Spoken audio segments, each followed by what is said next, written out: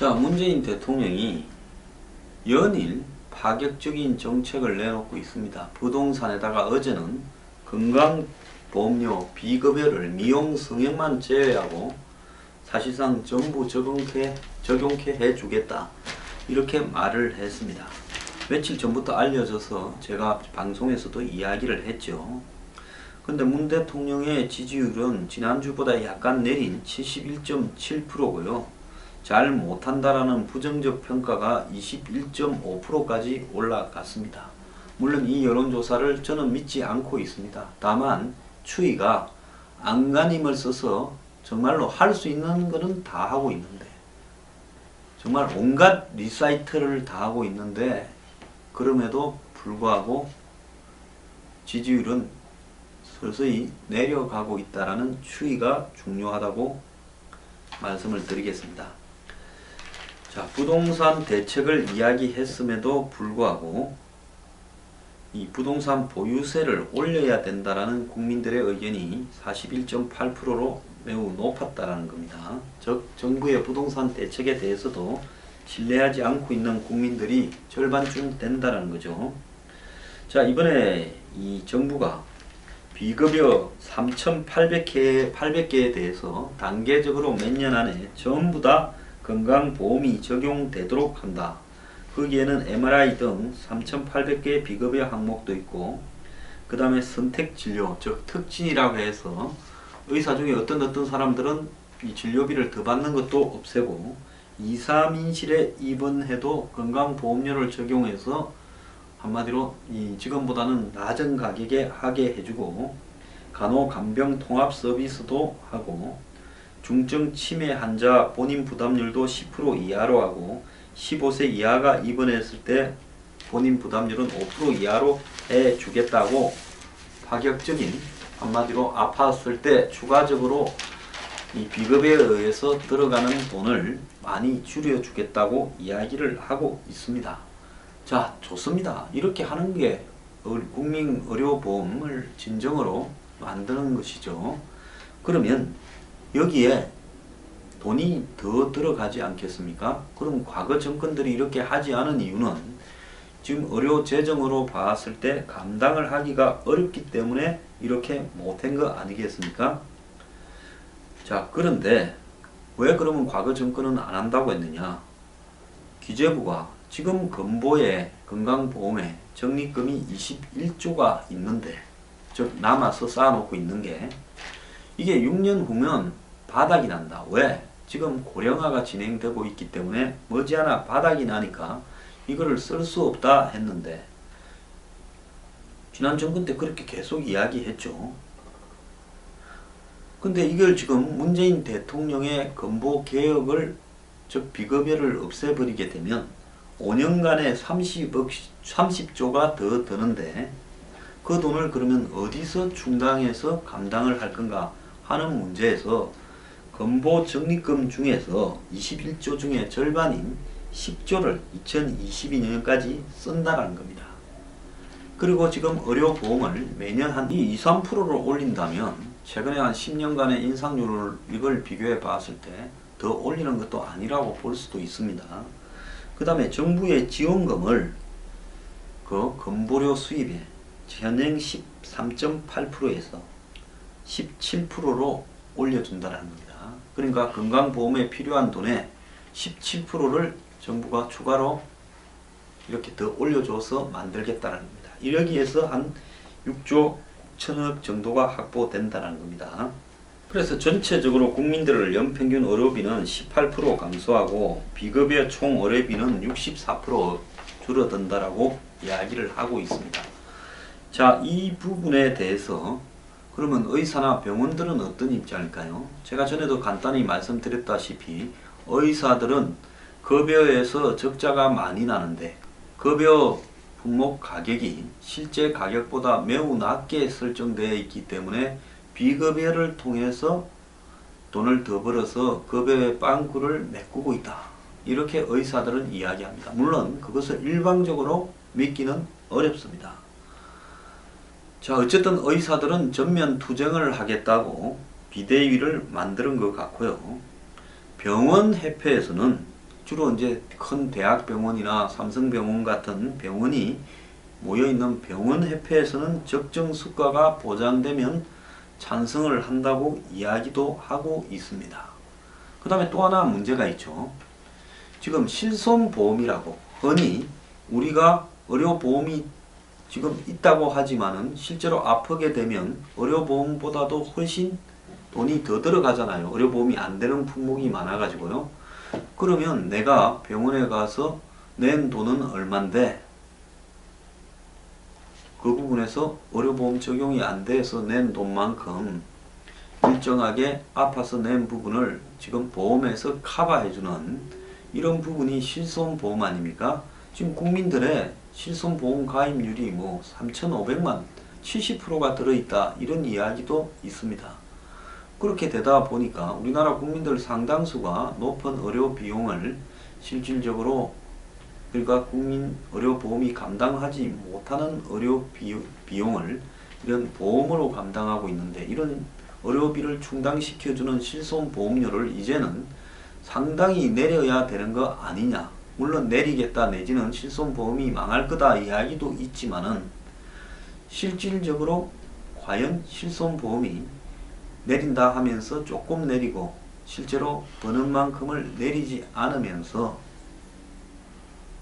이 막대한 이득을 취하지 않는가라는 의심도 있고 또 정부의 이런 비급여의 전면 급여화가 이 정권의 과거의 행동을 보면 한마디로 노무현 정권 때는 부동산 투기와 마찬가지로 의료 민영화에 방아쇠를 당긴 정권이 노무현 정권이고 그것이 특정 삼성 같은 기업과의 연관관계에 의해서 그렇게 했고 그것이 이명박 박근혜 정권까지 내려오게 된 동인이 되었다. 이렇게 의심을 받고 있는데 과연 기존의 이 정권의 코드하고는 다르게 전면적으로 국민을 위해서 이런 정책을 했는가 하는 의심은 거두지 말고 좀 지켜봐야 될 부분은 있습니다. 자, 이제 이게 만약에 비급여가 이제 없어지게 되면 이 비급여에 대한 부담으로 대학병원을 끓였던 이런 환자들이 이왕에 같은 가격이면 유명 대학병원으로 발을 옮길 거다. 이렇게 예측이 되고 있습니다. 왜? 동네 병원에 가면 비급여나 이런 부분을 적당히 뭉개면서 할 수 있는데 큰 병원에 가면 이 비급여 항목 조사를 다 받아라 하면 안 받겠다 말하기도 그렇고 해서 끓이던 사람들이 전부 큰 병원으로 갈 거란 거죠. 89년 전국민 건강보험이 시행될 때 진료비 가격이 전국적으로 동일해지면서 의료와 질이 좋은 대학병원으로 환자가 몰려들었던 빅5, 즉 빅5 병원이 그때 확립되었는데 이게 더 심해질 수도 있다는 겁니다. 그래서 큰 병원은 박리다매로 사람을 완전히 끌어모으고 이제 동네 의원이나 조그만한 병원들은 문을 닫는 사태가 지금도 그렇지만 더 심화될 거라고 보고 있습니다. 여기에서 이번 정부의 조치가 이런 대형 병원을 가지고 있는 측과의 이해관계가 반영이 되지 않았나라는 불순한 시각으로 보는 의도도 있을 수 있겠죠. 근데 이런 어떤 생각도 있습니다. 기존에 비급여로 수익을 내던 의료기관이 이제 비급여를 썼다면 어떤 형태로 또 다른 새로운 비급여를 만들어내지 않겠느냐. 신기술이다, 신약이다, 또 새로운 기계다. 이렇게 이야기를 하면서 지금 비급여가 없어졌는데 저쪽에 가서 또 비급여가 생기는 풍선 효과가 나타나지 않겠느냐는 거고 그 다음에 이제 비급여에서 급여가 되는 MRI나 초음파를 시행 건수를 늘려가지고 수입을 보상하려고 할 수도 있다. 갈 때마다 MRI 해라, 초음파 해라 해서 한 번 찍으면 될 거를 3번, 4번 찍을 수도 있지 않겠냐는 겁니다. 그래서 검사나 치료 건수별로 규제를 하다 보면 이게 굉장히 복잡한 문제가 이렇게 발생하기 때문에 총액으로 관리하는 것도 필요하다라는 이야기도 나오고 있습니다. 그리고 환자나 지금 의사가 임의로 쓸 수 있는 신약이나 이런 또 방금 신기술 같은 비급여 약물이나 의료행위도 많은데요.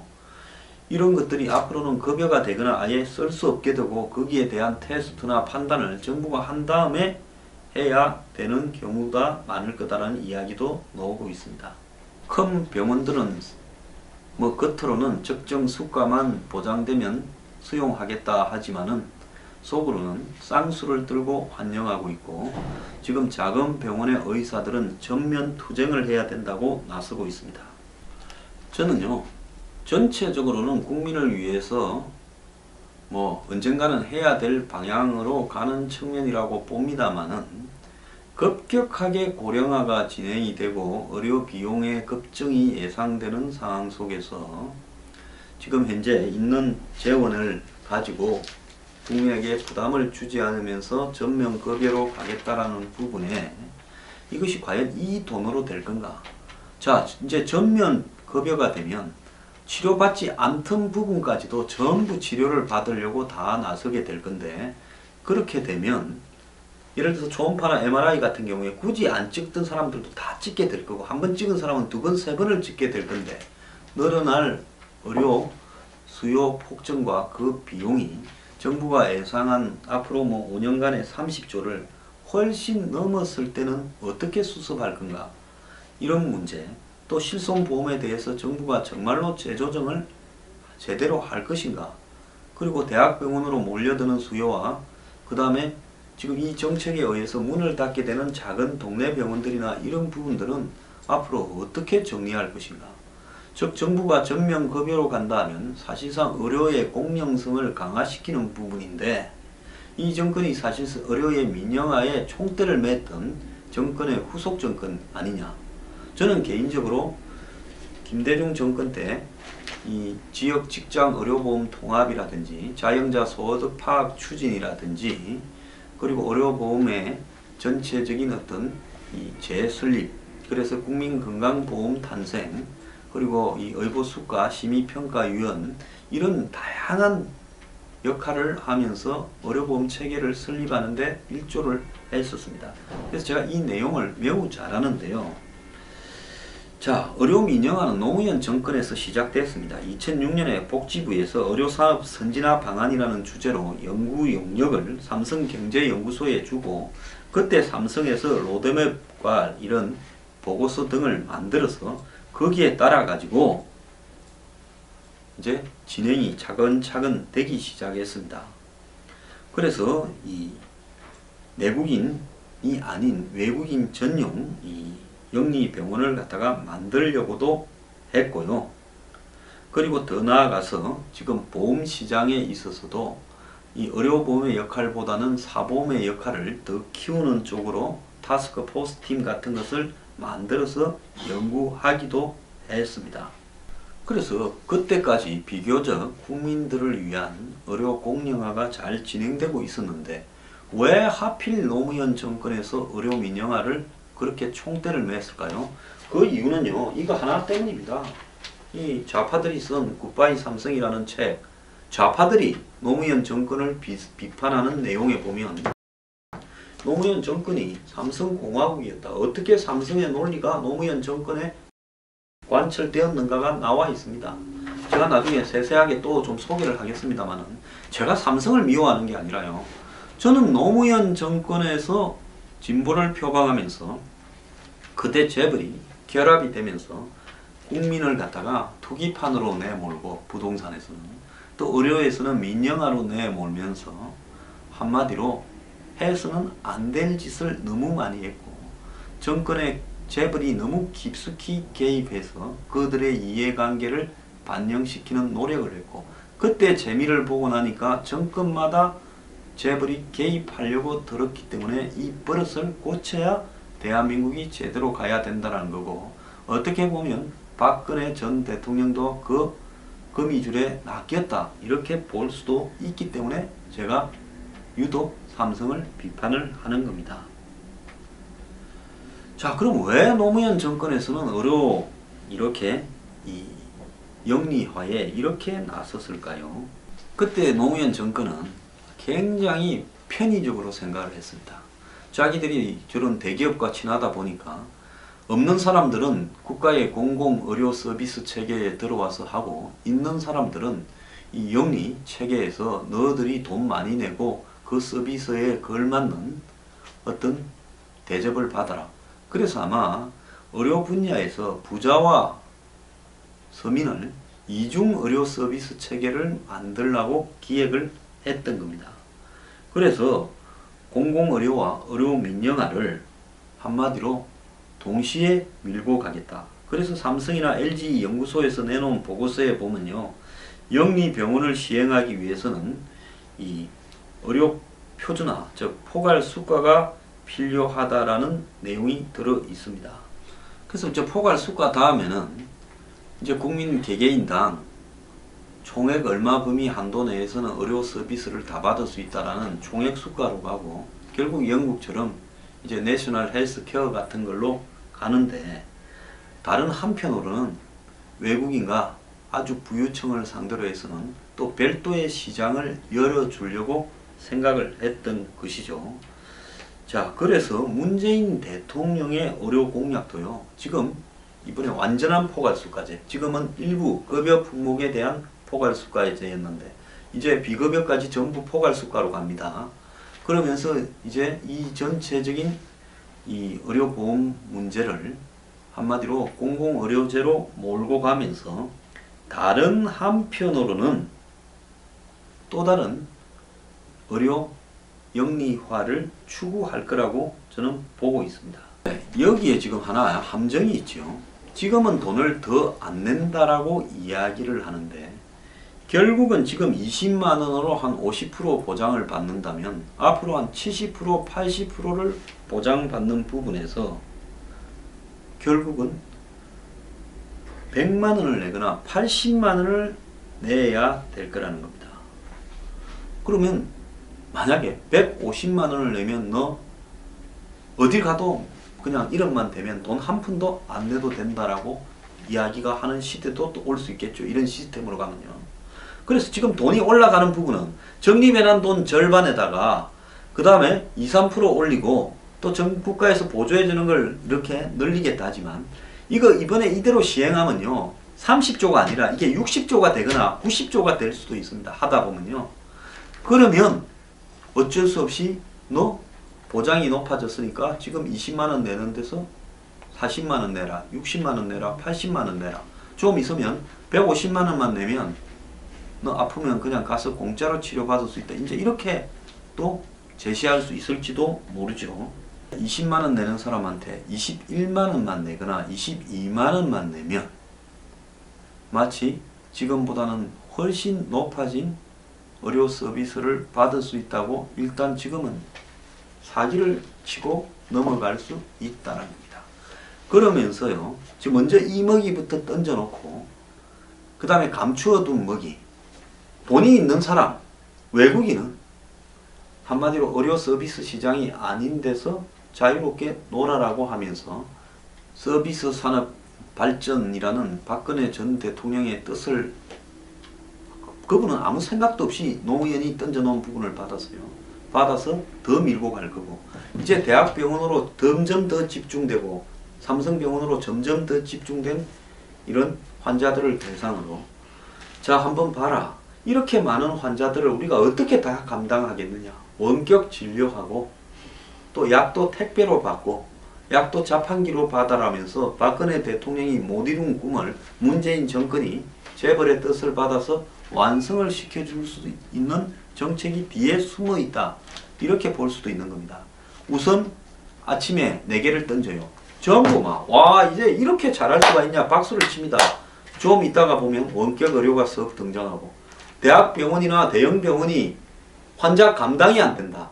무슨 환자들은 다 집에서 원격 의료로 받아라.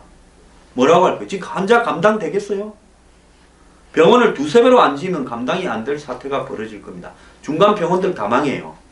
싹 망하게 해놓고 전부 대학병원으로 다 몰아놓고 거기서 원격 의료를 받아라.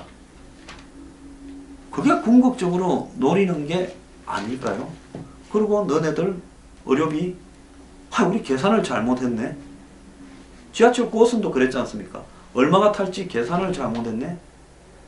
지금 한국의 경전철도 그렇잖아. 다 계산을 잘못했네. 가격 올려야 되겠다. 자, 그래서 이 점을 우리가 눈을 부릅뜨고 지켜봐야 된다는 거고요. 또 서민들한테는 그렇게 던져놓고 부자들은 자유로운 의료시장 운운하면서 지금도 부자들 자유롭게 해나가서 어쩌고 다 해요. 그런데 서서히 두 개의 시장을 갖다가 만들어가면서 전체 공공서비스 시장은 질이 떨어지고 부자들은 아주 고급적인 의료 서비스 체계에 이렇게 살아가는 이런 시장을 만들려고 시도할 가능성이 많다는 겁니다. 왜?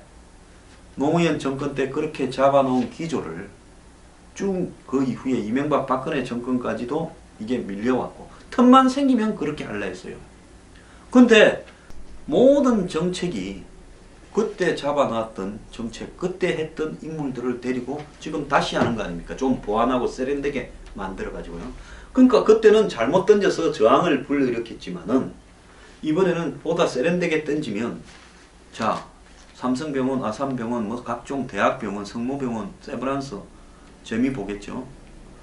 그 다음에 두 번째로 실손보험 내린댔는데 이렇게 해도 돈이 들어가는 부분이 있기 때문에 실손보험 부분은 어느 정도는 존재를 할 수밖에 없고 그 내리는 부분은 실제로 보험료 부분이 생각만큼 많이 안 내릴 수도 또 있습니다. 그리고 더 나아가서 동네 병원들이 없어지고 이제 대학병원에 진료를 받으려면 날짜 잡는데 몇 달씩 걸릴 수 있을 거예요. 영국이나 캐나다나 호주에 그렇습니다. 기다리다 못해 교민들은 한국으로 옵니다. 저도 지금 뭐 예약을 좀 잡으려면 몇 달씩 넘어가더라고요. 한번 바꾸려고 그러면. 그런데 앞으로는 이제 이렇게 해서 어떻게 감당하겠느냐. 원격 의료로 하라. 그 다음에 또 이제 어떻게 되겠어요? 그 다음에 아니 우리가 어찌 알았겠나. 이렇게 의료 비용이 늘어날 줄 생각을 못했다. 그래서 의료보험료 매년 20-30%씩 올려가야 되겠다. 그렇게 갈 가능성이 저는 매우 농후하다고 봅니다. 그래서요, 제가 우리 이 뉴스 브리핑에 나와서 주말에 가끔씩 하는 김성진 원장이 의사들의 비대위 위원장을 맡았고, 전에 또 우리 이 뉴스 브리핑에 출연한 바도 있는 최대집도 씨가 공동위원장을 맡았대요. 그래서 의사 대표 2명, 그것도 소비자 국민들을 대변하는 분들 중에 2명 이렇게 모셔가지고 저하고 한 5명이 이 문제에 대해서 끝장 토론을 한번 하려고 합니다. 그래서 이 문제에 대해서 정통하게 알고 계시는 소비자를 대변할 수 있다라고 생각하는 분 사무실로 연락 주시기 바랍니다.